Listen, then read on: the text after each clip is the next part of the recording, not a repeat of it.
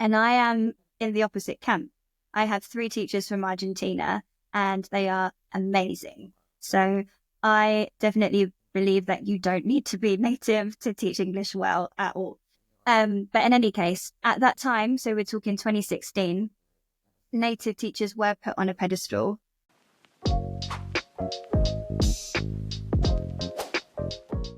Hello, and welcome to another YouTube video conversation, interview, and kind of chit-chat with an amazing guest. So yeah, I'm happy to welcome Jolie on the show. Hello, thank you for having me. It's nice to be here. Oh, my pleasure. It's always nice to network and connect with different people and allow the audience to get to know the people behind the short form videos. So I'm sure there'll be lots of interesting and intriguing things that people are going to find out. So first things first, Jolie, tell everybody about you. Who are you? Okay, fine. So my name is Jolie and I am an English language coach and co-founder of an English academy based in Spain called Savvy English. And I live in Valencia. In Spain, I've been here for 8 years, just over 8 years. It's a wonderful, beautiful place to live. I have no intentions of leaving anytime soon. And yeah, what I do every day is work with mainly Spanish speakers who want to improve their English communication skills for various reasons and manage a team of 15, 16 teachers who all work for us under the umbrella of Savvy English and do the same thing. So we work with individuals and companies, teenagers, children. We do lots of different things. But yeah, it's great. Interesting. So I'm going to ask you first about the distinction between coach and teacher, because you specifically said you are an English language coach. So how do you differentiate the two things? It's a really good question. So for me, I would differentiate it like this. A teacher is someone who imparts their knowledge, who shares, for example, structures related to grammar, teaches you vocabulary, teaches you phrasal verbs. They give you the knowledge. Whereas a coach is more involved in the process of learning and transformation. They're more there for you to look at things outside of just the grammar and the vocabulary. For example, one thing that I do and one thing that we do is understand more about the students' background, their daily routine, their habits, and how they can modify their day-to-day routine in order to implement little habits where they are practicing English and having more exposure to the language throughout their day-to-day so that over a shorter period of time, they are advancing more quickly. So that would be the way that I would differentiate it. We're more involved in the process. We hold their hand a little bit more, let's say. But you're with them side by side from the beginning until the end. We like to say every step of the way. Little by little, you know? Awesome. Yeah, exactly. See, I call myself an English teacher, but maybe I should change this. Like, maybe I should be a coach, because coaching as an industry is kind of all the rage at the moment. And it's a bit of a trend that people have business coaches. It is a bit of a trend, it's true. Personal coaches. So coaches are all over the place. It's true. It is a bit of a trend. And actually, I've had mixed comments on that word, particularly in how it's perceived in Spain. So I'd be interested to know if there are any Spanish speakers listening, what their thoughts are on the word coach and how it's perceived, whether it's perceived in a positive way or not, because they tend to use that word in Spanish. They wouldn't say entrenador, they would say coach, tengo un coach de inglés, for example. But yeah, I'd be interested to know whether it is perceived in a positive way or not, because for me, it's important to continue to use that word because there's a distinction between coach and teacher that I think is really important in terms of the services that we offer. But I'd be interested to know the initial perception of that word as well. No, for sure. And that being said, let us know in the comments where you are from. If there are any Spanish speakers or Spaniards in the room, then let us know where, because I have a big connection with Seville. You have a connection with Valencia, and we'll get to that all in due time. But the word savvy, what does it mean? savvy English. Where Do you did the know? name come from? And savvy, I know what it means, but tell Yeah, I everybody. know. But do you know the etymology? Do you know where it comes from or where Oh, probably they not. think it I know comes from? savvy is like No? intelligent, kind of Okay, cool. witty.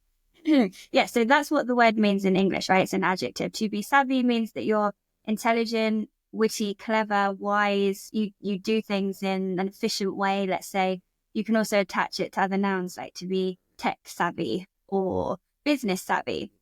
But the word savvy, they say on the internet, comes from Spanish. So this was another motivation to choose the word because we're based in Spain. But the word savvy originally comes from the verb saber, which is to know. So my theory is that throughout history, during the connection between the two countries, that probably a Spanish person was saying, bueno, yo no lo sé, pero él sabe, or ella sabe, and we He knows. He anglicized it. knows.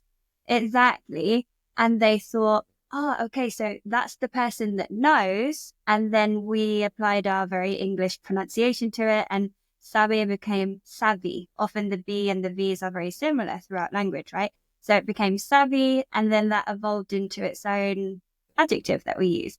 So for us, it was nice that we had the connection there with the Spanish language too. But the main reason we chose the word savvy is just because of what it represents. It's being wise and clever about the way that you do things. A lot of thought has gone into So this. I yeah, didn't expect there to be I such a know. story. I know.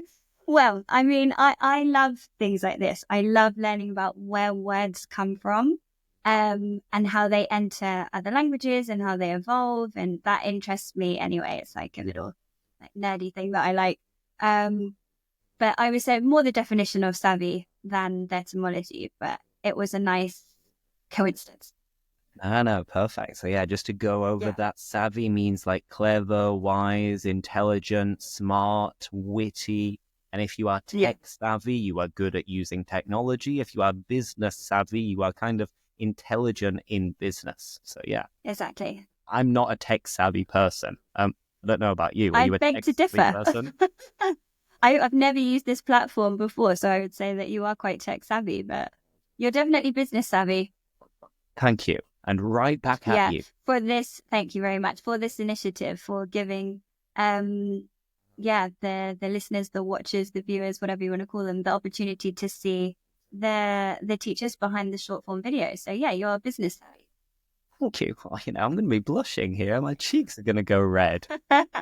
Now, tell us more about how you ended up in Spain and Valencia in particular. Why? What brought you there? Okay. Right. So I sense a story coming on. Yeah, maybe.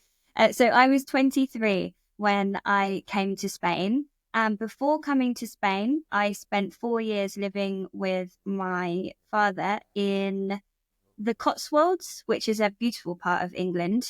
When I was there, I was working for an events marketing management company from the age of 19 to 23. That was almost like my university because I didn't go to university. I went straight to work, and I probably learned more doing that than I would have going to university. But anyway, that's not the point. What I want to say is that I had a very serious job very young, a lot of responsibility, which I'm totally grateful for and gave me so much maturity and experience. But when I got to 23 and lots of my friends had either been to uni or been traveling or moved to Australia, I thought, now is my moment. I want to go and create a life for myself in another country. I want to go and have fun. And so that was my motive, just to go and create another life for myself. I never wanted to kind of put a bag on my back and go traveling around Asia. That never, ever appealed to me. I wanted a life. I had a vision. I wanted a life in a European city with a nice bedroom with a balcony and curtains. And I had this vision in my mind, and I didn't care where it was or how I was going to get it, but I knew I was going to get it. Now I got it. So thank you. So when I first came to Valencia, I had already identified that I wanted to come to Spain for the weather, for the language. I really wanted to learn another language. And growing up, this is a big confession. Growing up, I was a tennis player, and I still am a tennis player. And my lifelong crush you don't know what crush means, it's like person that you Person you idolized. fancy, a person that you like. The person you fancy, you probably guess who it is. Rafa Was Nadal, Rafa really? Nadal. Yeah, oh my God, I was obsessed with him. So it was another kind of push, another motivation to choose Spain, because I thought all the men would look like Rafa Nadal. And I have been here almost 9 years, and I don't think I've met one person who looks like Rafa Nadal. So it's not true.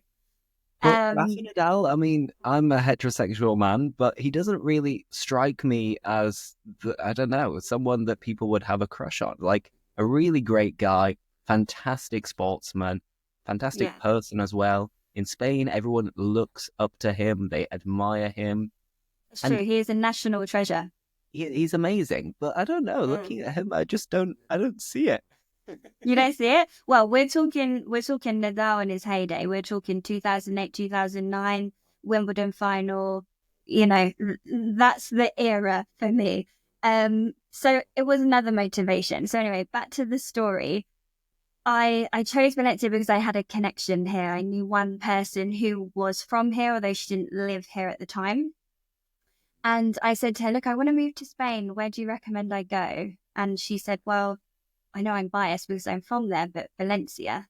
Madrid's quite big and scary.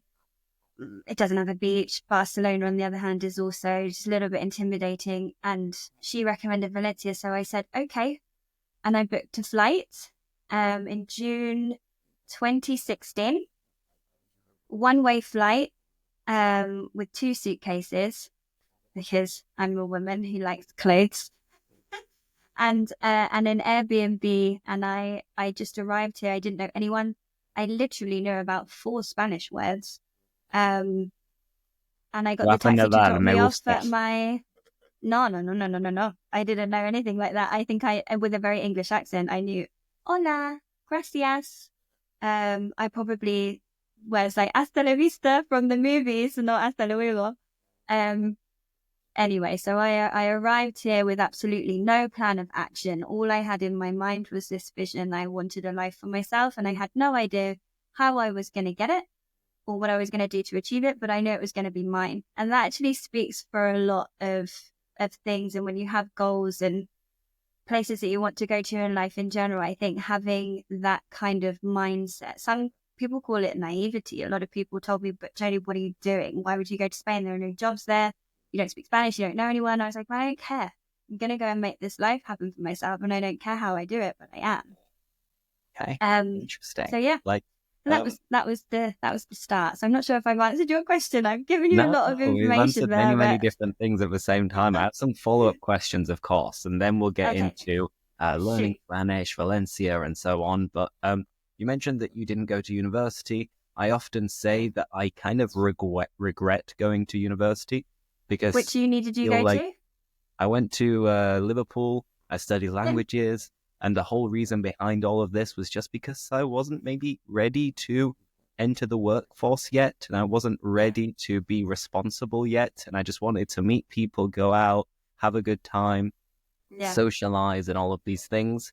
But now, in hindsight, I probably wouldn't go to uni, and I would have started traveling and working and learning languages on my own, like independently. Really, even though now you are working in language and you are one of the few that actually is using their degree. Yes, but I'm also in debt. So I Yeah, I have know. like student That's the debt caveat. from university. And to be honest, the first 2 years of uni, I didn't actually learn that much because my focus was to meet people, go out and have a good time. So it was Yeah, kind of, of course, that's the thing. I think most people, especially in the UK, they go to university more for the experience of being a student rather than studying a subject that interests them. And that's the thing. okay. So yeah, So that's no, where I I am didn't now. go to university. And I went to what work. did you consider it? Like, were you weighing up the options at the time? It's true that where I'm from, and I don't want to generalize, I'm from a city called Portsmouth in the south of England, and I do have friends that went to university. However, at that time, so we're talking 2010, 2010, 2011, I didn't really know who I was. I didn't know what interested me. I didn't know what I wanted to study.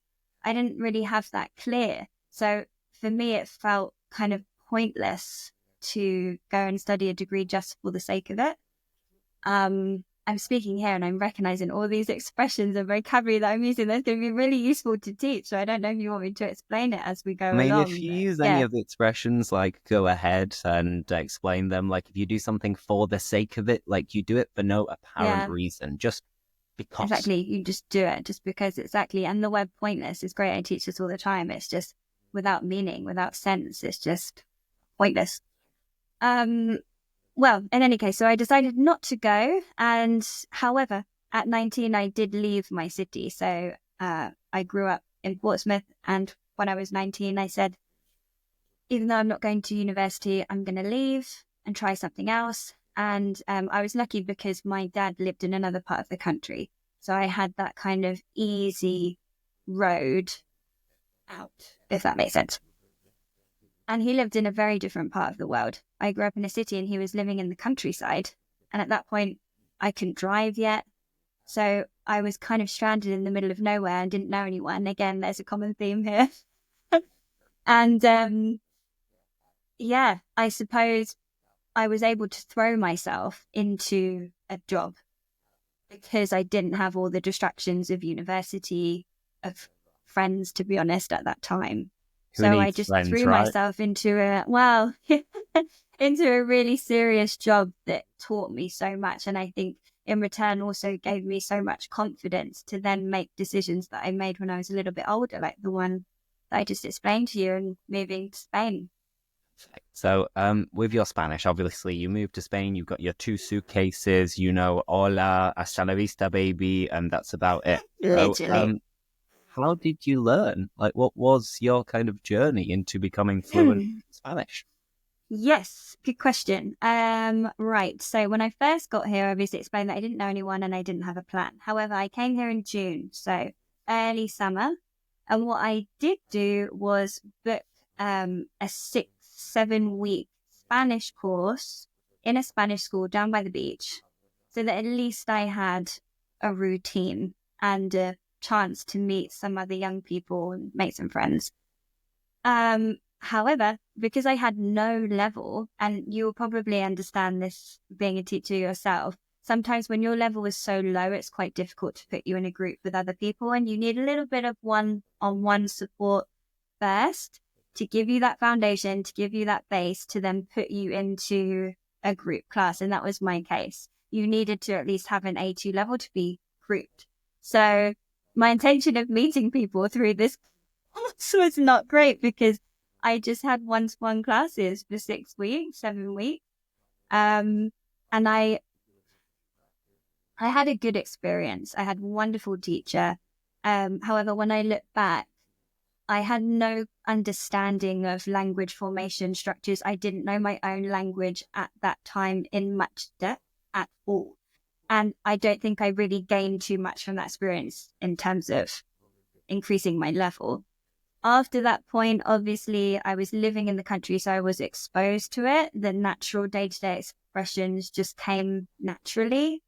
But then I got myself a one-on-one teacher who is actually still my teacher Okay. after 8 years. Yeah, and really more of a friend of mine, I suppose, than a teacher. And we just have one class a week where we just speak, we just catch up, and she corrects me, and that's it. So I credit my current Spanish to that experience and being consistent with English, because I'm used to saying that with Spanish, which is a good lesson to learn because consistency is key with any kind of progress. However, I also credit my current Spanish ability to the fact that I teach English, which feels strange, but what I want to say is that I learned almost the structures of my own language through teaching. And that has allowed me to, at the same time, simultaneously compare the two and understand what is a literal translation from English to Spanish and what is a completely different structure and what that looks like and how certain things are expressed in our language and how they're expressed in a different way in Spanish. So I also credit my current ability to the fact that my day job is teaching English. Quite interesting. And then when it Yeah. comes to teaching English, when I moved personally to Seville, I already spoke okay Spanish. My girlfriend was already Spanish. I went to Seville and I did an intensive CELTA course, which is 1 month to be able to get a certificate to make it easier to teach English in academies and schools. And then for me, after that, once I had that and a degree in languages, it was kind of a piece of cake to get a job working as an English language teacher in Spain, because people do value qualifications that you needed. Native speakers a lot as well. Whether this is right or wrong is a completely separate debate, but at least at that time, it was easy for me to get a job. In your case, coming from a different background, different studies, different experience, how easy was it to start teaching English? It's true, because you're probably thinking, hold on a minute, this girl didn't go to university. She didn't even know how to speak her own language. I'm not selling it very well. Yeah, I know. Okay, so it's true what you've just said there, Lewis, in that people do have, well, especially in Spain, a native speaker on a pedestal. And I am in the opposite camp. I have 3 teachers from Argentina, and they are amazing. So I definitely believe that you don't need to be native to teach English well at all.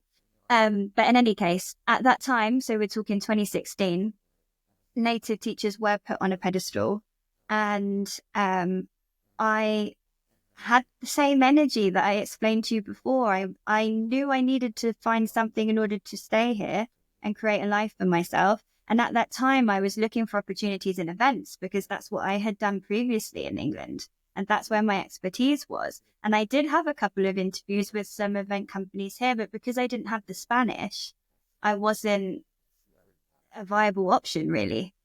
So I moved out of my Airbnb in August, and I moved into a shared flat. And within that shared flat, I was living with 7 other people. So that was a good experience. But one of those people was a man called Malcolm from Scotland. And we met after a couple of days in the kitchen, and I explained to him about my story and that I really wanted to stay in this beautiful city, but I didn't have a way of making any money yet. And he was teaching English at that time. And he said, Jolie, I like you. I'm going to introduce you to my boss. Let me send him a message. And he did. And his boss contacted me and said, actually, you're in luck, because I need a teacher to start in a couple of weeks.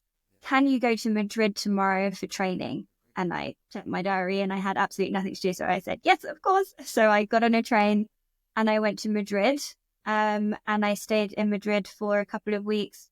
And it was there that I was trained to teach in this methodology. Again, if you're Spanish and you're listening, you'll probably know the company Vaughan.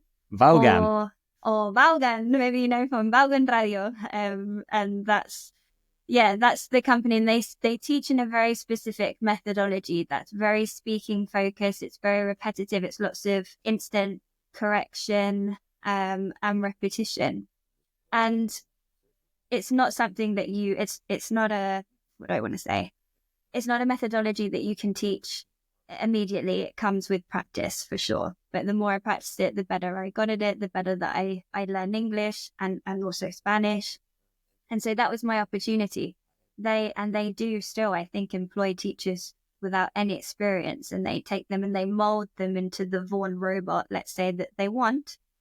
And then you go and teach in their various academies around Spain. So that was my experience. And I worked for them for 5 years, gaining all of my experience and really understanding more and more about English and communication, and specifically business English as well, and how to teach it in the best way.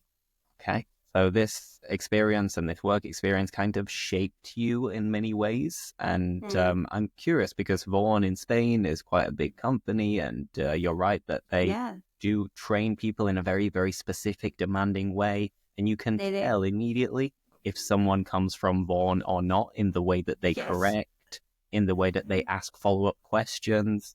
Like, it's very distinct in the methodology. So with your 5 years working there, that experience, what would you say were the biggest pros and cons? What were the best things and maybe the worst things, if you want to go into that?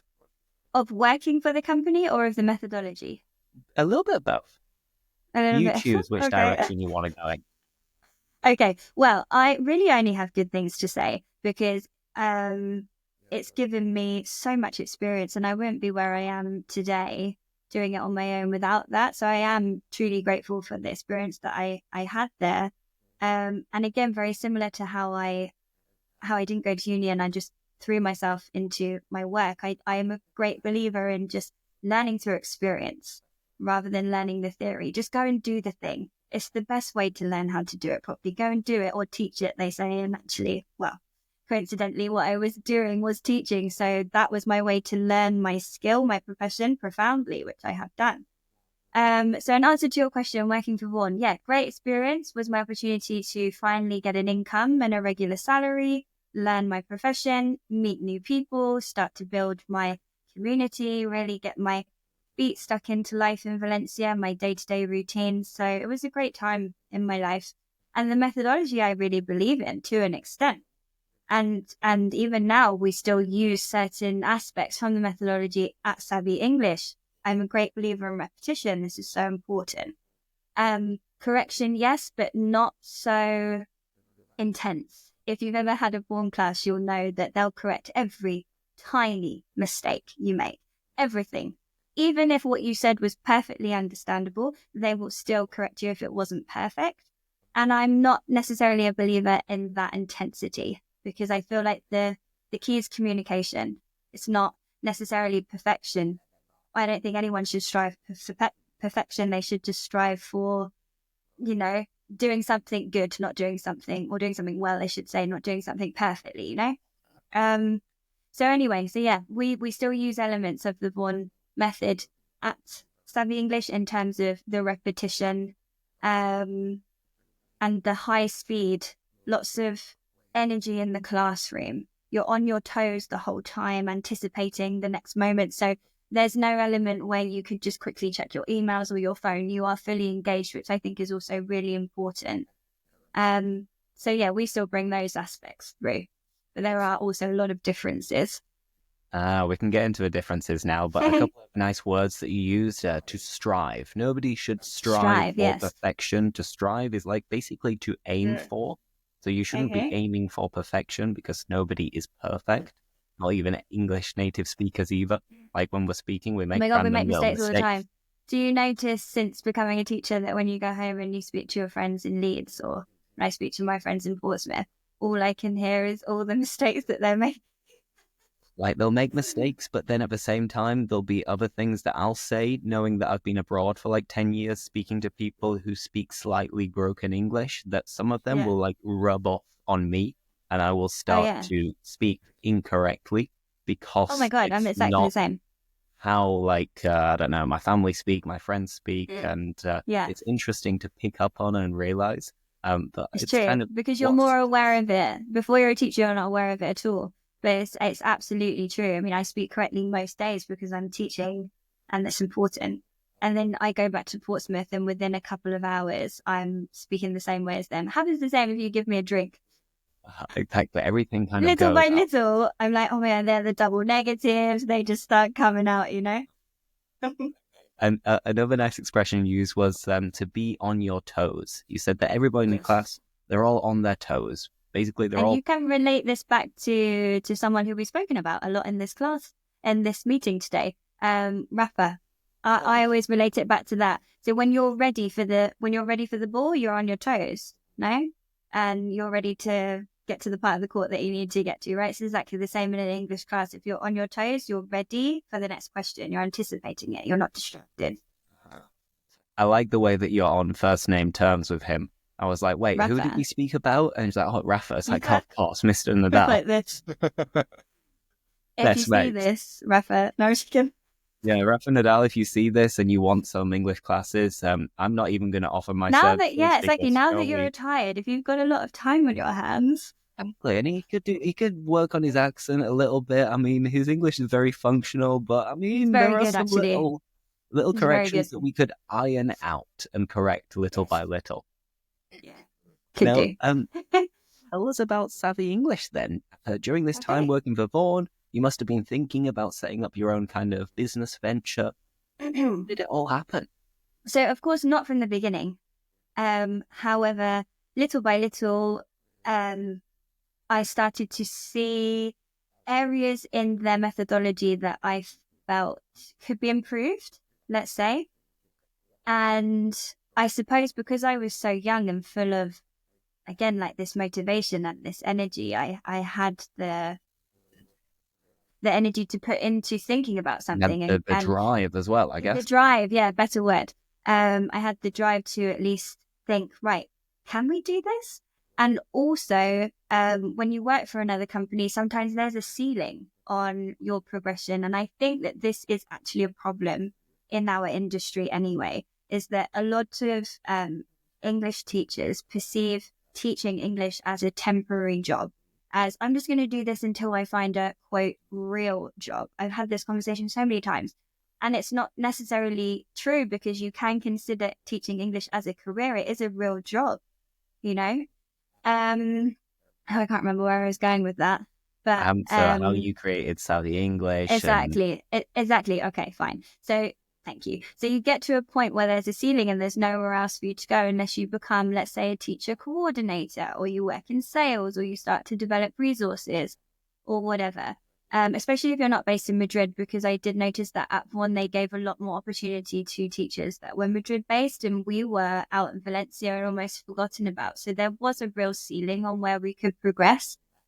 And so I would say around the time of the pandemic, obviously, what happened is, I would say 90% of the classes were in person pre-pandemic. And that was the norm. That was normal. And then the pandemic happened and it forced people, it obligated them to go online almost overnight.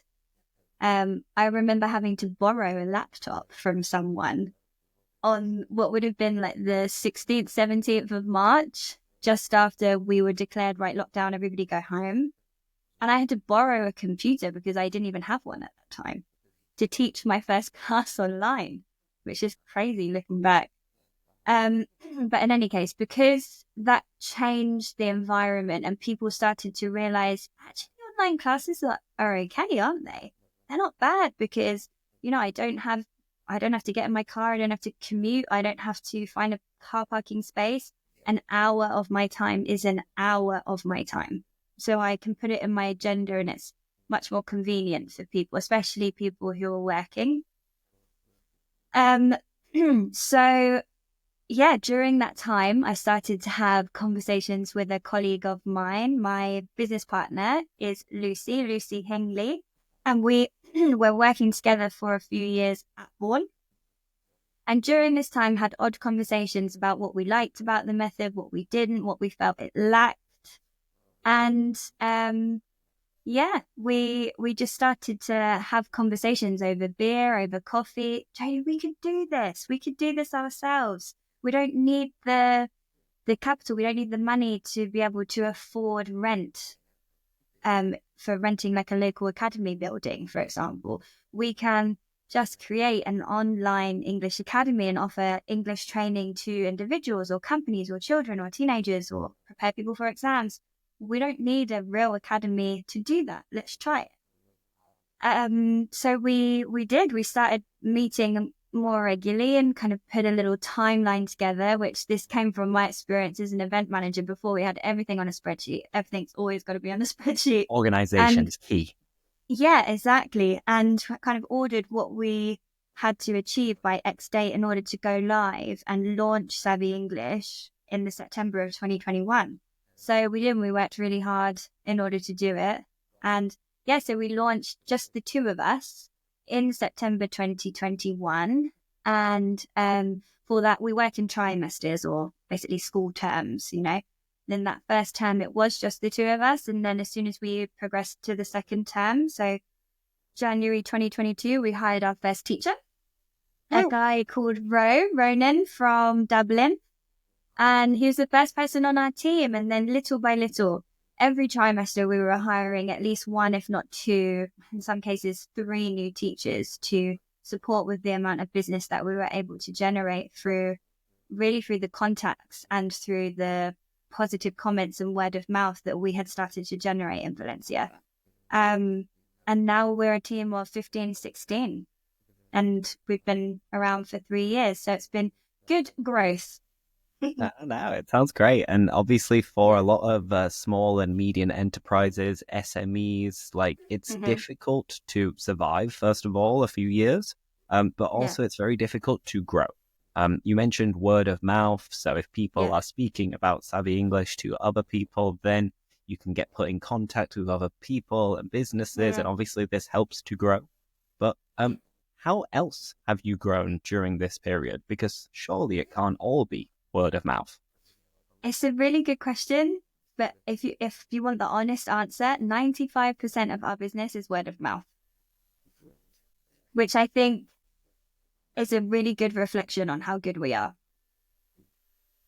Really, because over the 3 years that we've been live, I can probably count on two hands how many students have come and have been retainable, let's say, from social media. And we do have a presence on social media. We love creating content, and it's something that we are starting to take more seriously and put more energy and investment behind this year. However, until now, 95% of everything that we have generated has come through word of mouth, recommendations, the old-fashioned way. Awesome. And a lot of people will recognize your face and see you in particular from Instagram and TikTok and most of the videos, at least in the early stages of Savvy English. But given that you are the co-founder, you have a lot of responsibility, especially as the team has got bigger, then the responsibility and the pressure on your shoulders must have increased. But nowadays, like on a weekly basis, what are your tasks and responsibilities? Describe a normal week at Savvy English with Jolie. Okay. So I obviously still teach. So hours-wise, I'm not even sure how many hours I teach, but let's say I teach maybe 18 hours a week. Maybe less. Let's say 18. The rest of the time is when the real work starts. So for me, teaching is a luxury because it's become something that I do so naturally now, and I love doing it, and I am good at it, and I don't need to think, really. Obviously, I take a lot of care and time and preparation and thinking about what that student needs from me in planning. But what I mean is when I'm doing it, it's automatic, you know? But when I'm not teaching, I have to organize the team, so the timetables, make sure everybody has the hours or more hours than what is in their contract. Negotiating with companies for new potential contracts, reaching out to new potential businesses as well. Managing the team that looks after the social media that we have, creating my own content, posting on LinkedIn, paying the staff on time, chasing invoices, making invoices. I can go on. So, yes, busy. With all of these responsibilities and tasks, of course, there'll be some things that you really get a kick out of and you really enjoy doing, like teaching, for example. And I'm sure there are other things that you feel a bit lazy about, and maybe if you could hire an assistant, they would maybe take on. So yeah, let's get into the nitty-gritty. What are the tasks and responsibilities that you love doing? And which ones wouldn't you mind kind of delegating at some point? Right, okay. We do delegate a little bit. We have obviously started to delegate, it's true. But tasks that I love creating anything. Whether it's content or writing, I love writing. I love dreaming, creating, imagining, brainstorming. That's what I like doing, and that's where I think my skill set is. And it's good because I gel very well with my business partner, Lucy, who is also very creative, just like me. She has an ability that I'm jealous of to prioritize and focus and concentrate on the things that make us money and the areas that we need to give our time and energy to keep the machine going.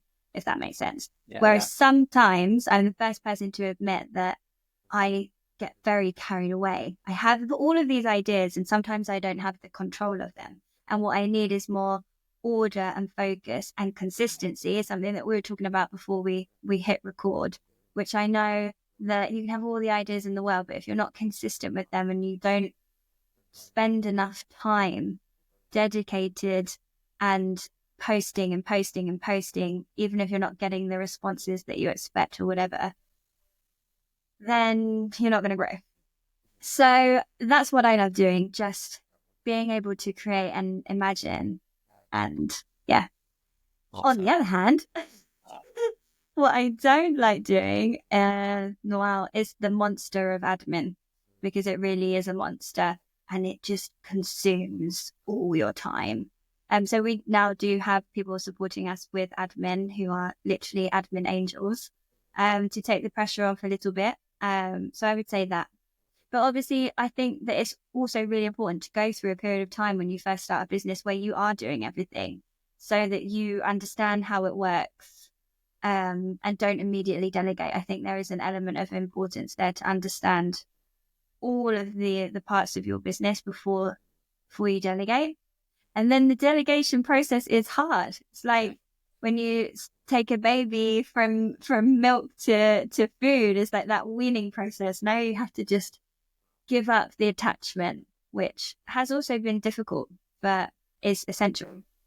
Perfect. So one of the things that you mentioned a couple of times, two verbs that I love, is dreaming and imagining, and also creating. Looking ahead to the future with Savvy English and your own personal brand, what are the goals and what is the vision moving forward? Where do you want to be in X number of years? My God, that's a really good question. And I would love to have a really concrete answer. I have no idea. No. I have ideas. But again, going back to the previous point, we need to prioritize. And that's the point. So we're very fortunate in that we have created what we have created until now. We have great advocates, great defenders of the brand and of the team. More importantly, we have recurring business and students that we have retained and have been with us since the very beginning. So we have a really strong base, a really strong foundation. So where we're at now, 3.5 years in, is we need to think about scalability, longevity, and how we can better our internal processes to automate them a little bit more, and then to focus on one specific area where we would love to grow. And that area is yet to be decided. We have lots of ideas like events, having more experiential learning options. That could be trips. It could be in-person events where you're encouraged to get out of your comfort zone and practice using the language. And I think it's something that I love the idea of, because it complements really nicely the online classes. Online is so digital, it's not as human, it's not as personal. And I think that nowadays people are craving a little bit that human interaction, that connection with people. Also, in my own experience, I've attended a lot of networking events in Spanish in the last year or so. And they are terrifying at the beginning, to go to a networking event, not only on your own, but where everyone is communicating in your second language. So I think giving our students, the possibility of events, whether they're once a term or more frequent, I don't know, but the possibility to get pushed outside of their comfort zone a little bit and to practice using the language in person, which they don't often have a chance to now that everything is so digital. So as you can see, that's one idea that lights me up quite a lot. But then we have other areas too that we could potentially invest our money and energy into. But what we need to do, as I explained, is we just need to identify where we want to go and how we want to prioritize. So yeah, I don't have an answer to the question, where will you be in 5 years? Who knows? Anything could happen, if we look for 5 years ago, the pandemic was just about to start. So nobody would have predicted how the world has changed and what has happened since. So we can't really plan too far ahead anyway. It's true. I think it's important to plan. medium yeah. term, but long Yeah, term, long like term is anything can more, it's happen. more difficult. It's true. I think you need your goals, and I think you need you need to maintain the energy and what you do and the motivation, because it's very easy just to take your foot off the accelerator and to say, oh, it's kind of running itself now. I'm going to like go and try something else. I think what's important for me is that I continue with this level of motivation and enjoying what I'm doing and continuing to push myself as well. And yeah, keep that energy, but prioritize it and put it into something, one specific area that I can nurture and help it grow. And hopefully in a couple of years from now, we would have created a new side of the business that maybe doesn't exist at the moment. Perfect. Interesting. And just So one yeah, word that I want to go back on that is a really nice, useful, advanced verb, and it is to which crave. one? You said that people have got so Yes. used to online education that people actually crave in-person connections. And you can crave chocolate, for example. You can crave food. When you really desire and really want something like, oh, I'm craving a bar of chocolate right now. Yeah, craving a coffee. I am actually as well. Yeah, or a beer. Now, anyway, let's finish off, but I have one final important question to ask you. Let's say, second conditional, you ran into Rafa in the street. Oh my God. What would you do? What would you say? I think I'd faint. You faint? You And pass out? yeah, probably. Probably. You'd be like, Rafa, Rafa, I Rafa, don't I think love you. the question is, yeah, not what would you say, because I wouldn't have the ability to speak, You'd be unfortunately. I'm a speechless. confident person, but I think I would be speechless. So I don't know. I'd be starstruck. There you go. There's a verb for the audience, to be starstruck. When you see a star, una estrella, star, or a famous person, and you're struck, it's like you are like frozen. You can't believe it. So to answer your question and to give you that sentence in the second conditional, if I ran into Rafa Nadal in the street, I'd be totally starstruck. I wouldn't know what to say or do. And yeah, So as if you you're watching this, help me. Break the ice.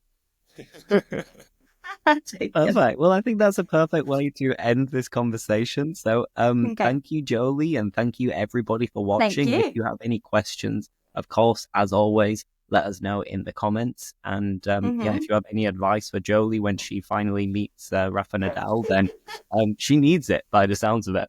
And also about the word coach for Spanish listeners. I'd be really interested just to know your initial perception of that word. Great market research for me. No, perfect. So, no, on that note, thank you, everybody. Thank you, Jolie, so much. It's been a pleasure. And Thank yeah, you. hopefully this plan all goes to plan.